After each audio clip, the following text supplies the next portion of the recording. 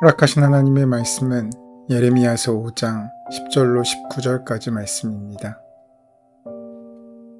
너희는 그 성벽에 올라가 무너뜨리되 다 무너뜨리지 말고 그 가지만 꺾어버리라.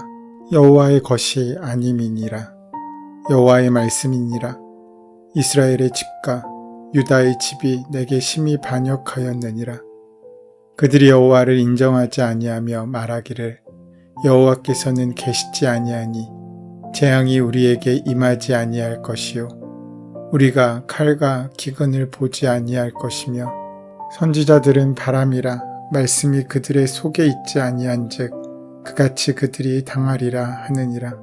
그러므로 만군의 하나님 여호와께서 이와 같이 말씀하시니라.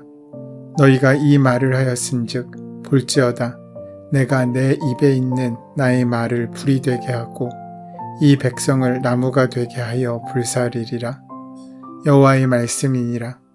이스라엘 집이여 보라 내가 한 나라를 먼 곳에서 너희에게로 오게 하리니 곧 강하고 오랜 민족이라.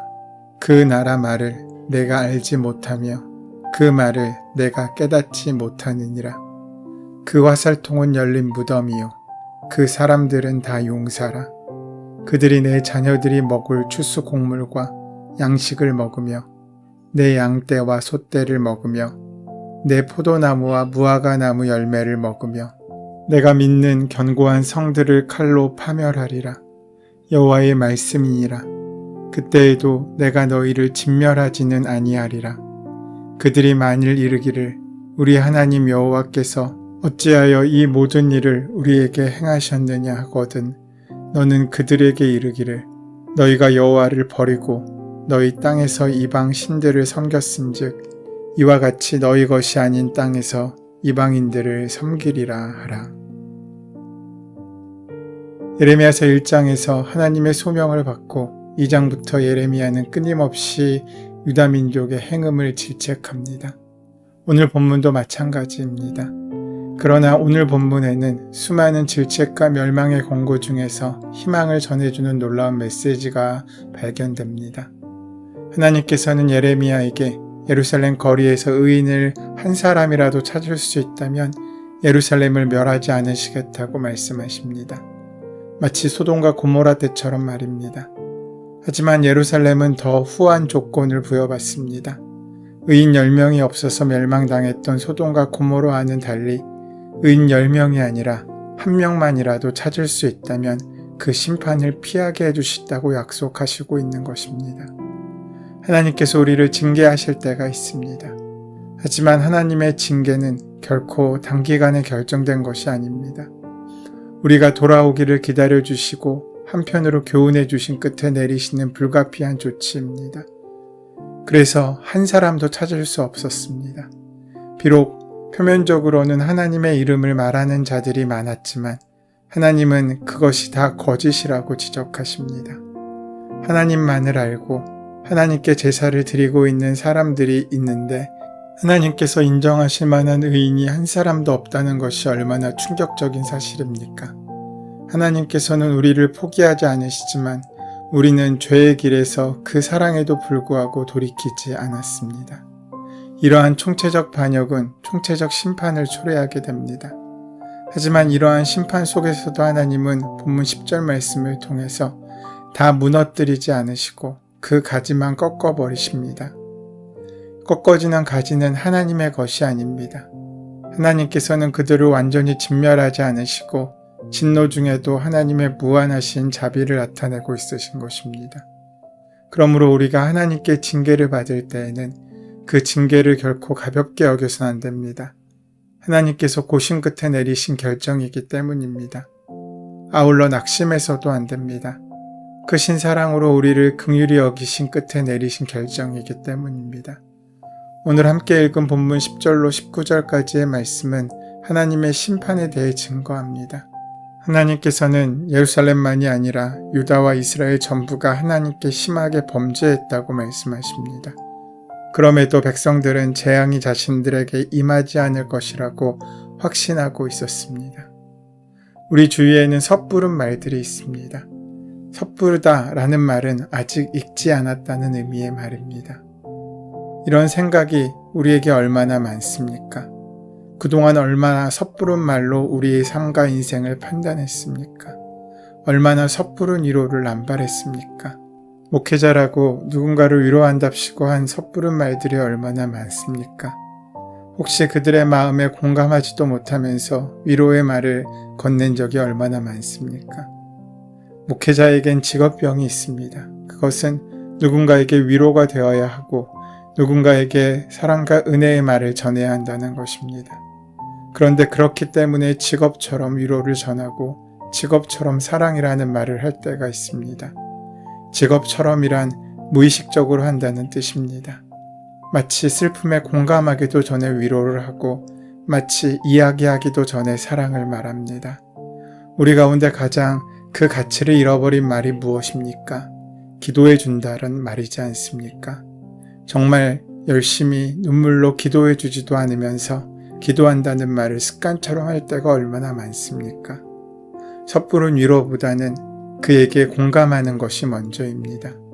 좋은 이야기를 해주는 것보다 먼저 상대의 이야기를 들어주는 것이 필요합니다. 결론을 내려주기보다는 더 먼저 상대방을 이해하는 것이 필요합니다. 그런데 우리에게, 아니 저에게는 그 우선순위가 바뀌고 있다는 생각이 문득문득 들기도 합니다. 우리는 주님의 마음을 읽기도 전에 하나님의 말씀을 전할 때가 있습니다. 우리는 주님의 생각을 알려고 하기 전에 주님께 기도합니다. 그분을 이해하기보다 나에 대한 이해를 먼저 구합니다. 그분의 말씀을 듣기보다 내 말을 먼저 합니다. 그분이 어떤 분이신지 결정하기도 전에 그분은 나를 지키시고 보호하시고 사랑하시는 분이라고 스스로 규정해버립니다. 그분이 나에게 어떤 분인지 알기도 전에 말입니다. 주님의 사랑을 말하기 전에 우리는 주님이 어떤 분이신지 인정하는 것이 먼저입니다. 이스라엘은 자신들의 구원과 자신들의 번영과 안전이 너무나 당연한 것으로 생각했습니다. 하지만 세상의 어떤 것들 가운데 당연한 것은 없습니다. 우리 하나님은 공의의 하나님이시기에 우리의 삶에 반드시 합당한 대가를 치르십니다. 우리에게 그 심판의 시간이 아직 다가오지 않은 이유는 나에게 그 모든 것을 받을 만한 당연한 자격이 있기 때문이 아니라 하나님께서 우리를 사랑하셔서 기다려주신 이유입니다. 공공장소에서 활개치는 아이들을 제지하기 쉽지 않습니다. 그런 아이들을 보며 눈살을 찌푸릴 때가 얼마나 많습니까? 하지만 대부분의 사람들 중에 그에게 다가가 그를 혼내거나 꾸짖는 사람은 많지 않습니다. 내 아이가 아니기 때문입니다.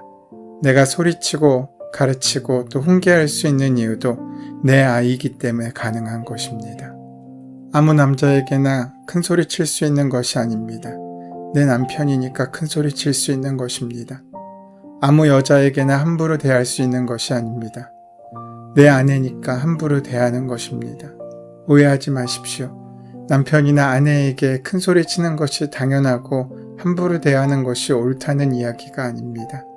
그렇게 소리치고 함부로 대할 수 있는 것조차 그 이전에 조건이 있기 때문이라는 말을 강조하는 것입니다.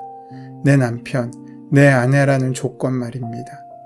그 조건은 나에게 하나밖에 없는 존재이고 가장 소중한 존재이며 가장 큰 존재임을 전제하고 있는 것입니다. 그것이 없다면 우리에게는 소리치고 무시하는 권리조차 허락받을 수 없습니다. 큰 소리쳐서 갈라지는 것이 아닙니다. 함부로 대해서 관계가 깨지는 것이 아닙니다.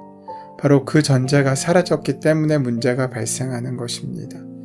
내가 아내를 아내로 여긴다면, 남편을 남편으로 여긴다면, 자녀를 내 자녀로 여긴다면 우리가 서로 꾸짖고 언성을 높이는 시간이 있을 수는 있다고 해도 그 모든 것은 가족이기에 사랑하기에 허락될 수 있는 일이라는 것입니다.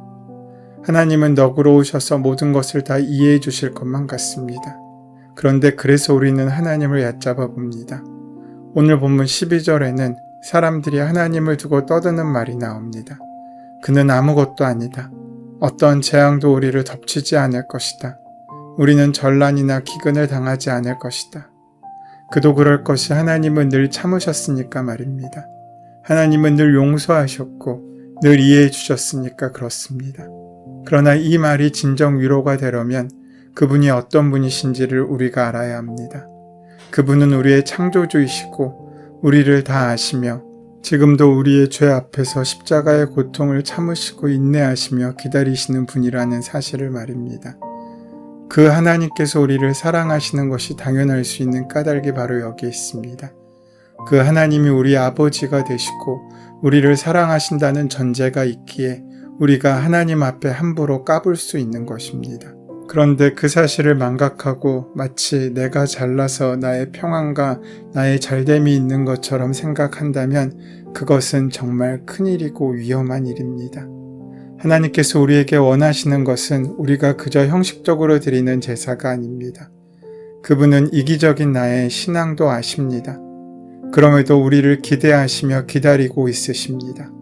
결코 몰라서 가만히 계시는 분이 아니십니다. 우리를 사랑하시고 우리를 자녀 삼아 주셨기 때문에 가능한 일입니다.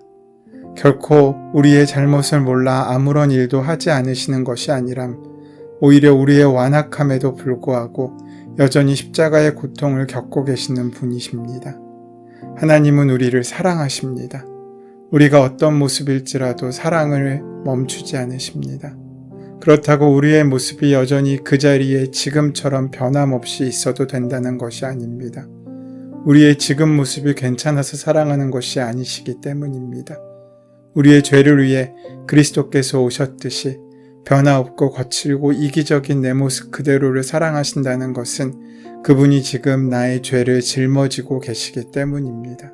그러기에 하나님 앞에 사랑과 자비를 구하기 전에 그분이 나에게 어떤 분이신지를 먼저 알아야 합니다. 은혜와 복을 구하기 전에 그분의 마음이 어디에 있으신지, 무엇을 꿈꾸시는지, 그분이 바라보시는 것은 무엇인지를 먼저 구하는 우리가 되어야 합니다. 섣부른 위로를 스스로에게 전하지 말아야 합니다. 위로보다 공감이 먼저입니다. 우리가 받을 복보다 그분이 나에게 어떤 분이신지 아는 것이 먼저입니다. 내가 남편으로, 아내로 누릴 권리보다 나에게 상대방이 어떤 존재인지를 아는 것이 더 먼저입니다.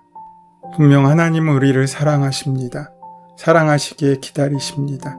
하지만 때로는 사랑하시기에 매를 들어 징계하실 때가 있습니다. 오늘 본문 14절 이후의 말씀에서 그 하나님의 징계가 어떻게 임하는지 말씀해주고 있습니다. 유다 백성들이 아무 일 없다고 평안하다고 스스로 착각하며 있을 때 하나님께서는 하나님의 말씀은 불이 되고 유다 백성들은 나무가 되어서 살라버리겠다고 말씀하십니다. 유다는 1년 내내 간조한 지역입니다. 하나님께서는 지금 그곳에 불을 놓으시겠다는 것입니다. 일단 불이 붙어 번져가게 되면 그때부터 사람들은 그 불을 제어할 수 없습니다.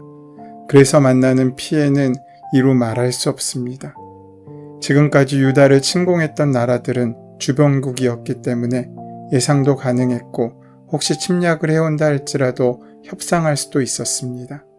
그러나 유다 백성들은 끝까지 하나님께 돌아오지 않았고 지금까지 대적해보지 못했던 나라인 바벨론을 통해서 유다를 치시겠다고 말씀하십니다. 하나님은 긍휼의 하나님이십니다.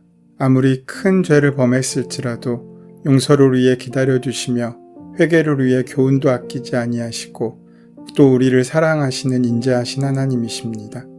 하지만 하나님의 긍휼히 여겨주심을 무시하며 살아계신 하나님을 멸시하는 자들에게는 준엄한 방법으로 징계하시는 엄위하신 하나님이시기도 합니다. 유다 백성들은 자신들에게 재앙이나 전란, 기근이 절대로 일어나지 않을 것이라고 호언장담했습니다. 그런 일은 결코 발생하지 않는다며 교만한 말들을 뱉어냈습니다. 하지만 하나님께서는 그들이 교만한 마음으로 뱉어낸 그 방법 그대로 유다 백성들을 심판하시겠다고 하십니다. 하나님께서 악인을 심판하시는 방법은 악인이 행한 악을 그대로 자신에게 돌아가게 하시는 것입니다. 우리 하나님은 심은 대로 거두게 하시는 신실하신 하나님이시기 때문입니다. 하나님은 악을 심는 자는 악한 열매를 맺게 하시고 선을 심는 자는 선을 거두게 하십니다. 하나님은 자신의 육체를 위하여 심는 자는 육체로부터 썩어질 것을 거두게 하시고 성령을 위하여 심는 자는 성령으로 영생을 거두게 하십니다. 오늘 하루를 살아가면서 우리가 심는 씨앗은 무엇입니까? 우리의 인생은 그 씨앗의 열매로 가득하게 될 것입니다. 부디 성령의 은혜의 씨앗을 심어 성령의 귀한 충만한 은혜의 역사를 누리는 귀한 인생을 살아가는 저와 여러분 되시기를 소원하고 축원합니다. 은혜의 주님, 오늘도 공의의 하나님 앞에 정의를 행하며 진리를 구하는 삶을 살아갈 수 있도록 인도하여 주시옵소서. 예수님의 이름으로 기도드립니다. 아멘.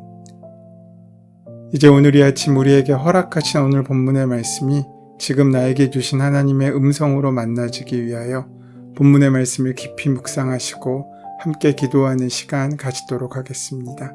함께 기도합니다.